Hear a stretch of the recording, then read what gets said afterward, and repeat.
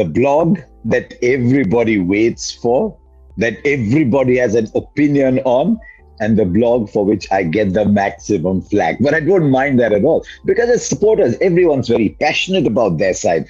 So what I would recommend always is, before you listen to this, if possible at all, give your own points for every team, because this is our report card blog. Got my notes. Report card blog. Okay, so let's go bottom up, but with a slight difference. I'm going to go Chennai first. And it was a strange kind of season for Chennai, because, I mean, they had their performers. Sam Curran did well. Ruturaj Gaikwad did well. After a while, Jadeja finished some games. Faf was always there. They had their moments. But Chennai must look like Chennai. And I thought for a major part of the tournament, Chennai looked, and it's a word I use with great responsibility and caution, but Chennai looked a touch insipid. It didn't seem to have a direction. You got the feeling the captain wasn't certain of the resources that he had.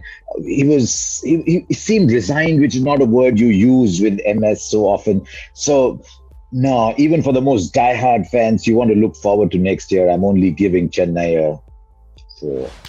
Yeah.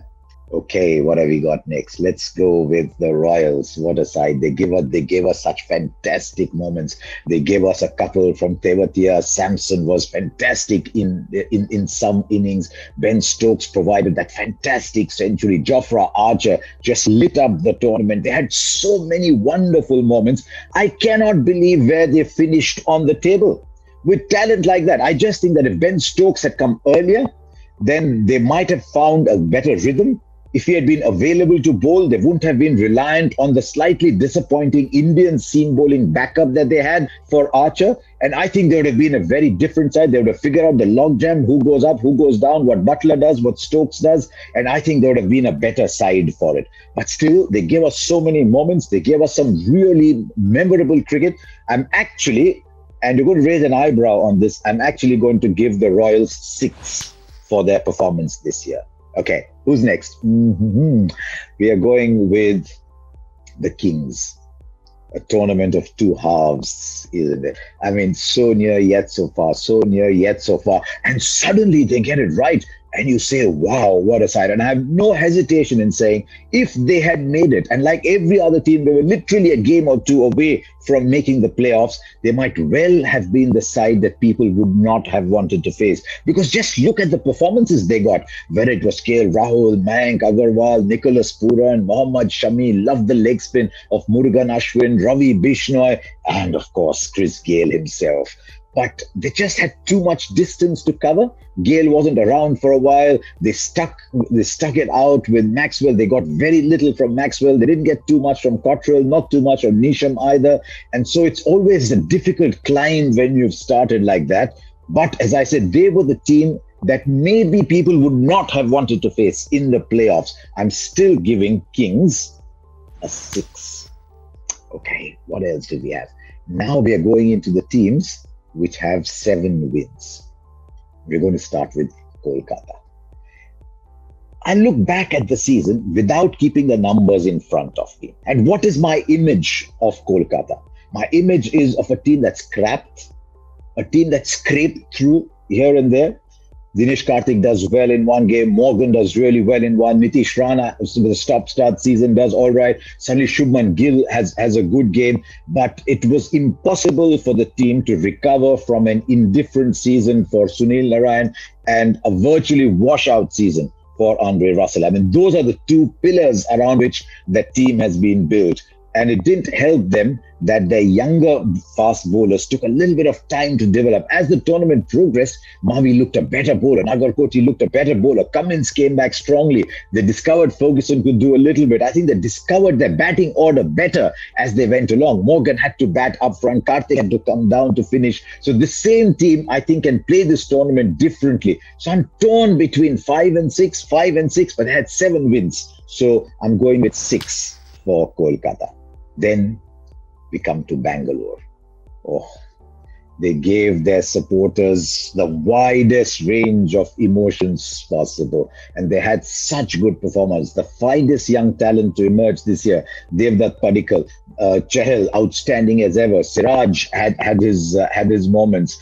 From time to time, there was Washington Sundar. In fact, more than from time to time, his economy rate was excellent. They didn't have Chris Morris for a while. But what is the overwhelming thought when you come to the end of the season? Did Kohli and AB have enough? And was Kohli at his best? No, he wasn't. He still made 450 runs in an indifferent season. That tells you how good he is. But that strike rate of 115, 120, not able to get by in the middle overs. When you're a player like Kohli, you look for all these things. AB, I still think if AB had trusted 5, 6, 7, then he would have been much freer at the top. And so AB also held back, and yet he delivered 3 or 4 wins to them, which is what you expect from a person of that caliber. So blow hot, blow cold, blow hot, blow cold. They still made the playoffs. I'm stuck at 6. Maybe I should look at some team that I can go a little further on. Can I go with the next side? I think I will. I have a lot of admiration for the way Hyderabad played this tournament. They had so much going against them. They started off with all those injuries. And Bhuvneshwar Kumar is at the core of their bowling. No Bhuvneshwar Kumar. Vijay Shankar just starts to get it right, bowls well in a couple of games, is again batting up at 4-5, 4-5. Again, Vijay Shankar is gone. Saha comes back. Fantastic run. And suddenly on the big day, Saha is not available.